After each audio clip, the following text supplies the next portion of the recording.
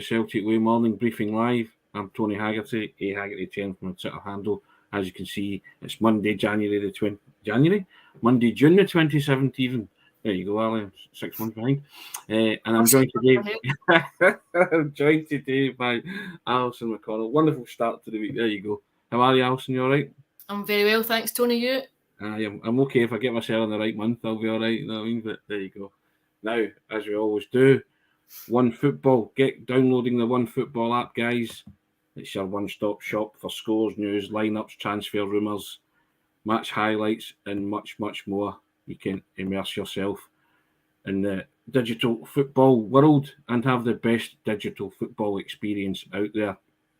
And as you can see running along the bottom, you can still enjoy a 30-day free trial on us. You can join us at www.celticway.co.uk/subscribe. Now, Alison, Celtic return to pre-season today. The troops are back in, or at least some of them are. Do you think Juranovic will remain at Celtic given the events over the weekend where Atletico Madrid and Manchester City are supposedly wanting him? It's an interesting question. I think it will probably take a decent bid for Celtic to think about selling. However, you know how these things work. I think if the player was so inclined and he's keen to go, if there's a move on the table, then I think invariably it comes to pass. I think Celtic are in a win-win situation, to be honest. I think they paid £2.5 million for Juranovic this time last year. I think you're guaranteed a decent return if he is to move on. I think you're guaranteed a fairly healthy and substantial profit on that. And I think also what would be interesting for me is Celtic have a very successful business model of buying players young, developing them, allowing them to move on. Like, you know, there's a very long list that you could go through of the Victor Wanyama's and Moussa Dembele and Odson Edwards and blah, blah. This is a slightly different situation that you've bought an established first-team player, mid-20s, and you could still then turn a decent profit out of it, which I think is quite an interesting topic and viewpoint from Celtic's perspective. But I think it depends on the seriousness of the offers, what money they hit, what numbers they get to, and also the perspective of the player. Yeah, I mean, you look at it, does the Spanish League, is that more tempting than the EPL if the move comes around, or is it much of a muchness, do you think? I think it depends on clubs. I think it would depend on specifics of... It might also come down to a question in his own mind of where am I more likely to play. But I think there's all sorts of factors to consider. I'm not sure we're quite there yet, but I think what is unambiguous over the course of the last month is that there is substantial interest in Josip Juranovic. Yeah, indeed. And Josip Juranovic himself has always stated, Alison, that he's perfectly happy at Celtic. And as you touched upon there, Celtic are in a great position. There is no need to sell. I think we spoke about it the last time. We said unless somebody comes up with a figure that makes Celtic want to get round the table and open up those discussions, then the player will probably remain in situ, won't he? Yeah, I think so. I think it comes down to when and if someone tables a bid. That's when it changes. Until then, I think you've just got a bit of noise. I think it's clear that there's interest. Yep. It's whether that interest then morphs into something more substantial, which becomes a viable option for the player and for the club. Sometimes that depends on other targets that the buying club may have identified, and you might find he's third on a list if they don't get X or Y. But I think that becomes known when and if there's a bid tabled. He's 27, as you say. He's an established international, so he's not as if he's a young thing. And anything that Celtic do get, if it's anywhere near their valuation, would be, as you say, a win-win for them. Yeah, I think so. I think they bought a player for a very favourable sum this time a year ago. He came in, he contributed to the first team, he established himself in the first team. He helped bring a balance to the side and an assurance to the backline that was absent for long periods of previous campaign. I think it's been a successful season for him. I think he was a successful signing.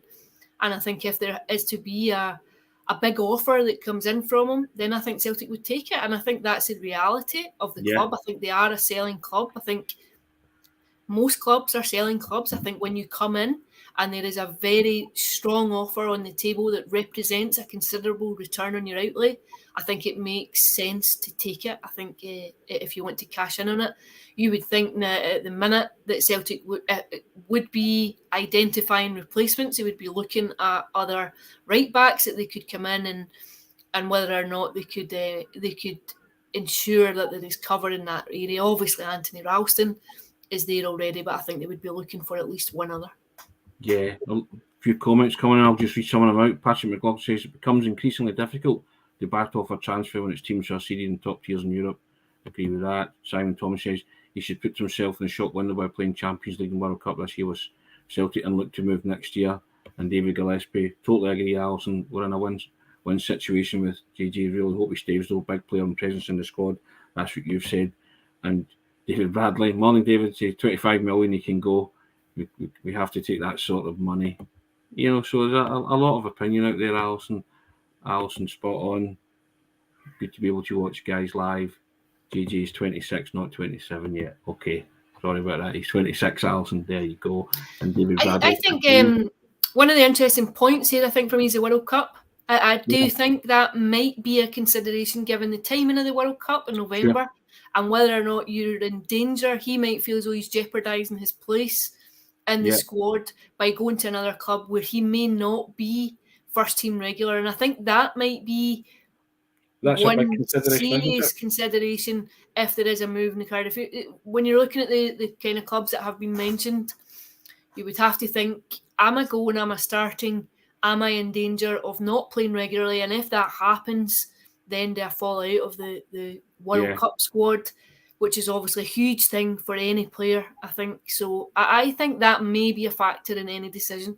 The other thing, though, is if the offer comes in and Celtic accept, then, you know, it gets interesting. Yeah. Simon Thomas says he's virtually guaranteed to play at Celtic. I think the World Cup's a big thing with it being in November, December this year. It will be a major thing for players and kind of hedging their bets about moving. Jerry Coyle says he's so good I prefer to hold on to him until his contract runs out. And James Larkin says keep him at all costs, he's a smashing player. And then if he goes we should be asking for 35 million, says Martin. And Kevin Ferrier says morning Tony and Ali. Yes, good morning.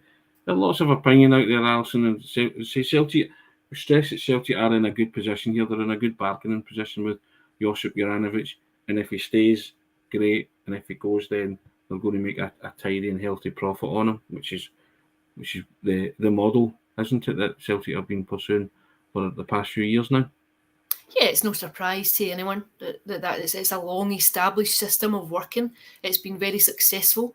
It's underpinned the success that Celtic have had on the park. I think the board are always criticised for being overly frugal, but I would have to say I think I think Celtic have operated very sensibly across the last 2 decades, and I think if you look at the finances, I think it's beyond reproach how they've largely structured the philosophy within the club in terms of buying and selling players. But I think they'll be fairly relaxed about the Juranovic situation. I think it doesn't until there is a decision to be made. Yeah, it's probably noise. However, as I said at the start of the programme, what I think is clear is that he's caught the eye of a number of clubs with how he's performed this season. Whether that now comes to pass with a very tangible offer coming in that gives Celtic a decision to make, I think it will reveal itself over the course of the next few weeks. Joe Hamilton's confident, Alison. He's not going anywhere. Good on you, Joe. And Patrick McLaughlin says, based on the club being interested, Celtic should be able to command top dollar. And he also says it could end up with a bidding war, whether we like it or not. And David Bradley says if it's money he wants, then it's England for him.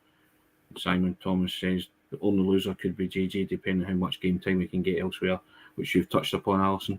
But it's all about playing, because the World Cup is smack bang middle November, December this season. So there we have it. Now, when you go, sorry, Alison. I was just going to say I do think that's a considerable a considerable element for all players, not just Juranovic. I think what you'll see is players desperate to be featuring who know that they're in with a chance, even if it's an outside chance of being in World Cup squads. I think you'll see them really trying to impress and come to the fore over the opening months of the campaign to try and get into World Cup squads. The Retro Celtic says all players have a price, and big money is something Celtic can't afford to turn down. Yep, we're very aware of that. Alison saying there about Celtic being a selling club and all players having their price. Now, Alison, pre-season starts.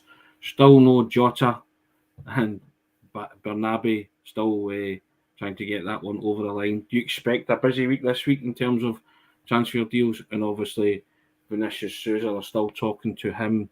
I believe discussions are ongoing, but Ajax and PSV are very much in the mix for him as well. So, do you expect to see some incoming at Celtic this week in particular?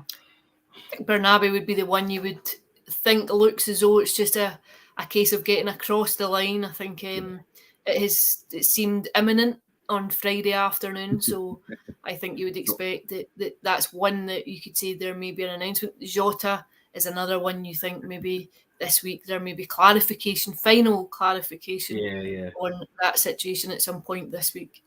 Yeah, Souza, you're not too... That's still burning away in the background. Maybe something that Celtic are in the mix, but maybe not as strong as others. Yeah, I think so. I think you want to come out of the summer with a stronger squad than what you went into. I think Jota was identified very early on as being key almost to the summer transfer window. I'm not sure that's changed in the minds of the supporters. I think the longer it's dragged on, maybe the more question marks that you have if maybe someone's changing the goalposts somewhere along the line, or maybe demands have changed along the line when he's in a very strong bargaining position when he sees his popularity among the Celtic support, and he sees how much he's wanted. You just wonder if sometimes that might figure in a kind of shifting of terms, which would be the cynic in me, of course, after watching this for 20 odd years. But I think Celtic are keen to get it done, and I think the support would welcome it, and it would be seen largely as the best bit of business over the summer.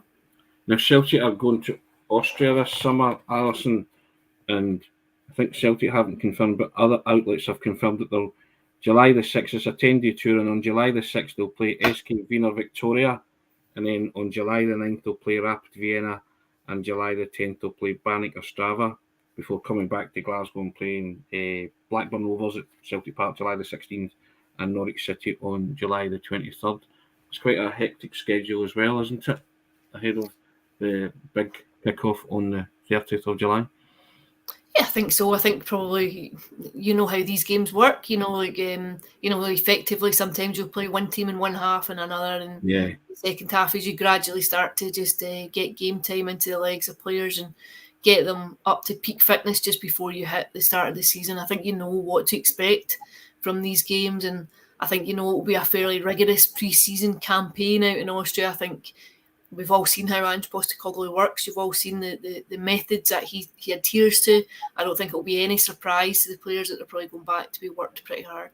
Yeah, and whenever pre-season starts, you always get that buzz of excitement as well that the season's looming large as well. And I think most of the Celtic supporters can't wait for the start of the season, Alison. They'll just hurry up the clock till it officially kicks off. Do you get that feeling as well? I think sometimes it can feel quite long when you don't have a tournament. Obviously, in normal circumstances, this would have been a World Cup campaign, and so you still have a diet of continual football, whereas obviously there's a different situation this season, so it feels as though there's not been much.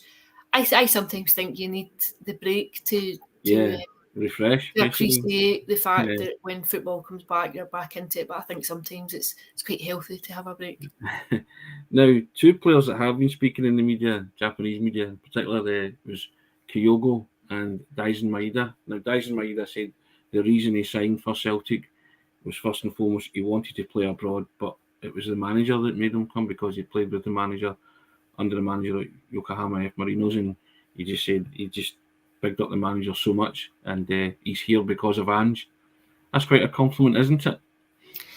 I think that it's quite common in professional environments and in football that if you have a working relationship and there is trust established between player and a coach or player and a manager, that you enjoy the style that they play and you enjoy their methods, I think that can be very important. I think it's sometimes underestimated, just the difference that can make to your psychology, your own mental health, that I think that the trust between the player and the manager can be incredibly important, and just playing a way that suits you, playing a way that enables you to play with a freedom and that suits your own style of play. Yeah. I think if you have a happy player, if you have a settled player, you're probably far more likely to see the best of them out on the pitch. And I think if you know the kind of manager you're going to work for that facilitates that, then I think there's no real surprise in wanting to go in that direction. It was a big move for Dyson Maeda, wasn't it, to come across the world the same as Ange did, to come to Glasgow, so that just shows you how much faith and trust they had in the manager to bring his game on again. Yeah, I think culturally it's a massive shift. I think you would have to applaud the courage of it, I think, to come and create a new language, a new culture, a different mentality, a different way of playing football too, to expose yourself to European football. I think it suggests an ambition on the part of the player too, about maybe wanting to take his career further into Europe, maybe or and do other things. But I think you would have to laud the ambition that would bring you to that would encourage you to leave Japan to come to Scotland. And Kyogo has been saying that there's a very secretive rivalry amongst the Japanese players because they all want to be better than the other. And he also said that when he came, all the Celtic fans mentioned to him was Shinsuke Nakamura. So Nakamura and Mizuno had created a favourable impression, and he wanted to continue that kind of a favourable impression with the Japanese players that are there. But he did admit that there was a secret rivalry amongst the Japanese players, that they're quite competitive with each other. Quite interesting, isn't it? Yeah, I think Ange Postecoglou would rub his hands at that. I think if you're a manager, you'd be delighted at people vying against one another to be the best, because you have all of them at optimum levels in all the time. Yeah. I mean, when I read that, I thought that was quite interesting, to be fair, and that's the first thing that I thought of as well, Alison, that they'll be spurring each other on to produce their best form, won't they? And it's kind of worked so far. It's no bad thing. I think that's what you want throughout the entirety of the squad. You want people pushing one another. You want you want your strikers to be determined to finish top goal scorer or top assist. I think you want that constant pushing to be better all the time, and I think it then becomes reflective of the quality that you've got within the squad. Excellent. Well, on that note, we shall end the broadcast, and I will put up the clip of our sponsors, which I forgot to do at the start, Alison. I was reaching for the buttons, but download the One Football app, guys. There you go. The one-stop football shop for scores, news, lineups, transfer rumours, live streaming and match highlights, and much, much more.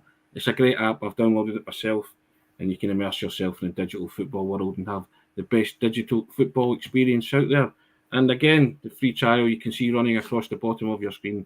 Give us a try. Celtic Way, 30 days free trial. You can support top quality journalism. You know what to do. www.celticway.co.uk/subscribe. Alison, thank you for that. First class as always. Good start to the week. Pre-season's back. We haven't stopped. We've been continuing through pre-season. We'll need a break at some point, Alison. When will we get ours? Mine's coming soon. Oh, are you going on holiday, are you? End of this week. Excellent. Oh, well, I hope you enjoy it. Magic. Guys, we'll do it all again tomorrow. Same time, same channel. Have a cracking day, and maybe we'll have something and more signings to talk about tomorrow, Alison. You never know in the world of Celtic. Take care. All the best.